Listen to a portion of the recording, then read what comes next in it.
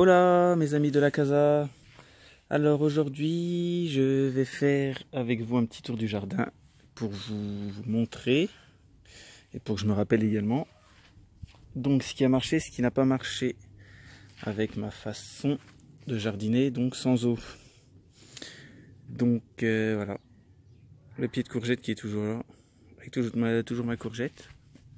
Je vais pas tarder à enlever parce que ça doit être pas mal, donc je vais la stocker dans le garage, récupérer les graines au printemps. Comme beaucoup d'entre vous l'ont conseillé, on va essayer. Donc oui, donc on constate. Elle court, elle court, elle court, elle repasse là. Et elle vient jusque là, elle continue à faire des fleurs. Elle continue à produire. Donc bon, ça devrait pas durer encore très longtemps. Mais donc, ouais, courgettes, les courgettes sans eau, ça a bien marché. Avec les tomates au milieu, il n'y a pas eu de problème. Tomates, courgettes, je valide. Je vais récupérer mes graines et donc on va continuer ça l'année prochaine. Là, mes petits semis. Donc là, c'est les premiers que j'avais fait. Donc on constate que ça a très bien poussé. Et chose que je n'y attendais pas, il y a même des haricots. Parce que planter des haricots, je sais plus quand je l'ai fait, fin août, mi-août. Je sais plus quand je l'avais fait. Fin août, je crois. Fin août, me dire que j'allais avoir des haricots, c'est surtout pour planter les graines, faire travailler le sol, porter de l'azote. Et du coup, ça marche bien. Donc les semis, j'arrose jusqu'à la levée et après j'arrête. Donc voilà. Il y a un peu de tout. Épinards, betteraves, haricots. Là, j'avais planté après la mâche. À peu près jusque là, voilà la mâche. Elle pousse mort tout doucement. Elle avait bien levé. Elle ralentit, puis là ça va tout doucement, mais bon. Ça ne va pas très vite la mâche. Alors est-ce qu'il fait trop chaud? Je sais pas. Mais bon, elle est toujours là. Elle ne lève pas bien vite. Après, là il y a 2 semaines, j'ai replanté pareil, des épinards, des salades. Ça lève, tout doucement. Et là il y a 1 semaine, j'ai replanté, ça va encore plus vite que les 2 autres pieds plants là-bas. Alors j'ai planté ça il y a 1 semaine. Radis, salade, je sais plus, radis, salade, navet, je crois. Alors là, ça lève à une vitesse folle. Donc voilà pour ça ici. Les tomates, ça donne toujours, elles sont toujours là. Elles sont toujours là, j'en cueille toujours, comme hier soir. Ça y va. Plein de tomates, donc toujours des tomates à mûrir. Donc ce que je fais, je ne coupe pas les branches. Ce que je fais, j'enlève juste les fleurs. Ça fait pas trop une grosse plaie. J'enlève les fleurs. Voilà, hop. Pour qu'elles se concentrent à faire mûrir les dernières tomates plus tôt. Hop. Qu'à se concentrer sur les fleurs. Donc voilà, quand je passe de temps en temps, j'enlève les fleurs. Parce que mi-octobre, on est le 14. Je ne m'attendais pas à en avoir déjà jusque là. Les pieds de tomates sans arrosage. Donc voilà, ça, comme d'hab, hein, tomates sans arrosage, il n'y a aucun problème. Ça y va. Qu'est-ce qu'il y avait d'autre ensuite? Là, j'avais planté un pied de courgette qui m'a donné 4-5 courgettes, mais alors celui-là, il est fané, il est dead. Mais c'est pareil, ça a bien marché. J'ai eu ça aussi. Un pied d'aubergine, il y en a 2 je crois. J'avais mis 2 pieds d'aubergine parce que j'étais dans le même godet. Même 3 pieds d'aubergine. Je les ai mis ensemble, je savais pas où les mettre. Donc, les aubergines, je les ai plantées, donc sans arrosage. Je les ai plantées tout l'été. Elles n'ont pas bougé, ça a stagné. Un petit plant qui était haut comme ça. C'était pas très haut. Hein. Pas très haut. Et là, fin août, il a commencé à pleuvoir. Ça lui a fait du bien. Et là, elle repart. Des fleurs, donc bon, je pense que je n'aurai pas d'aubergine. D'aubergine, c'est quasi sûr.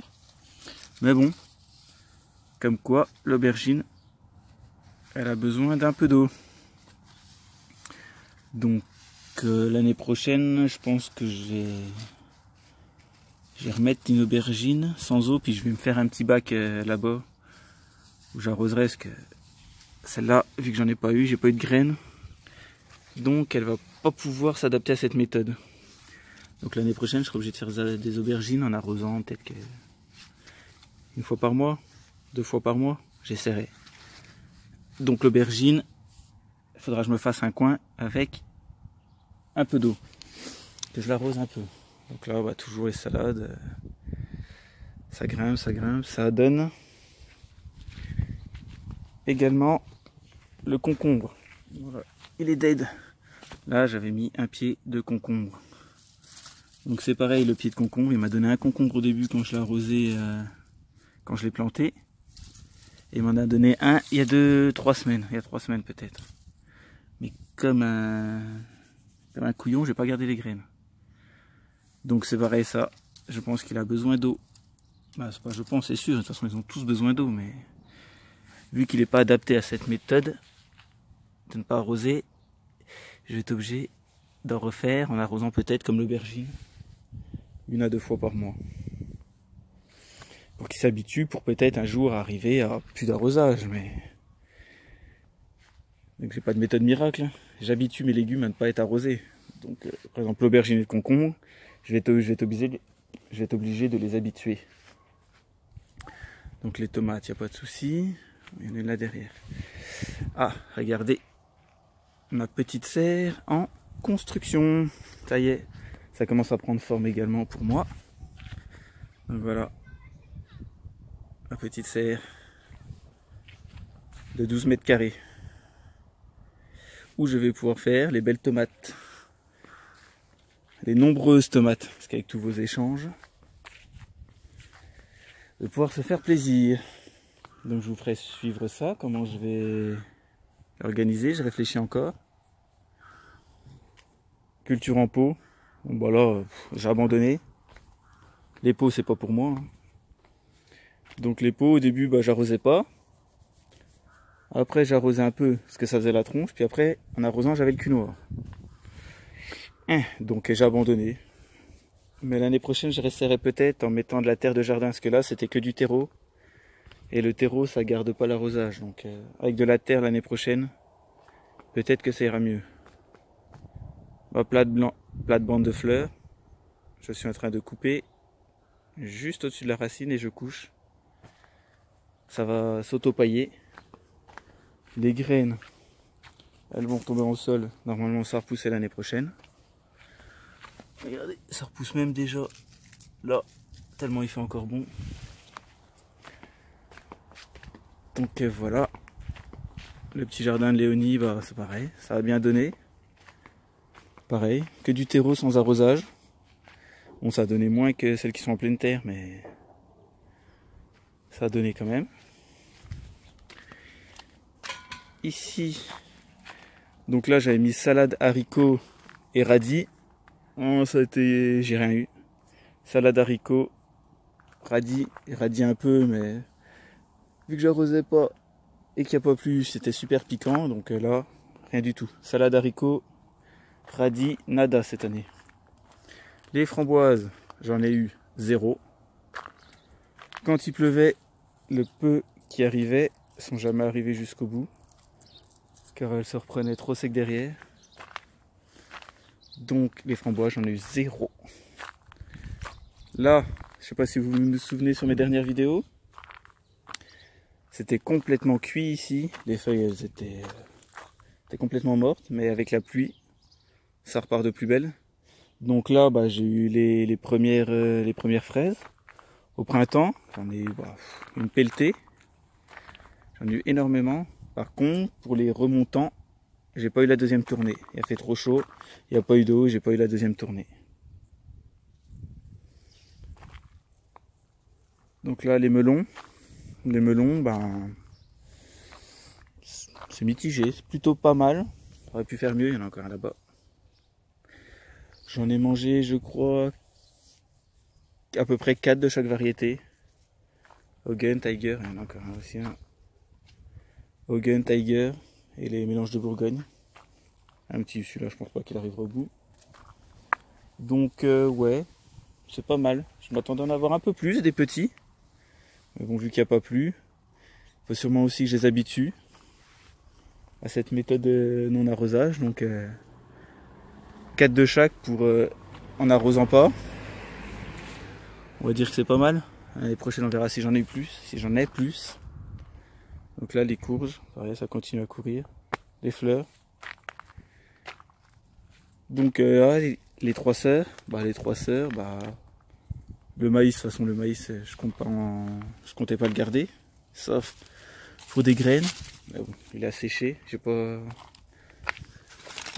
d'épis formidables.